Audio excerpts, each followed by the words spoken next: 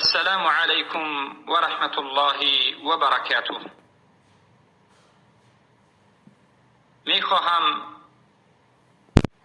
یک چند حرف از حالت مسلمان های ملت تاجیک بزنم.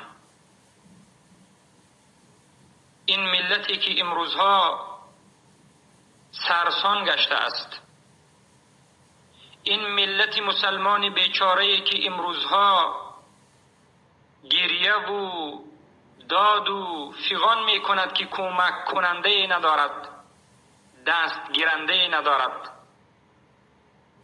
این ملت مسلمانی که امروز به نام تاجیک تسجیل ها می کند، ویدیو ها می کند، کنان خوردن ندارد. جوانان این ملت سبحان الله در درون جنگل های کفار گرسنه و سرگردان زار به یک لقمه نان زور به زور زندگی می کند. ملت مسلمان تاجیکی که زنهایش و دخترانش در این شهرهای روسیه بی نان ماندند و بی طعام ماندند و حتی بی خانه و در کوچه ها ماندند. ملت مسلمان تاجیکی که امروز جوانهایش از نبودن طعام یک روزش گریه می کند، کمک کننده ندارد، دست گیرنده ندارد.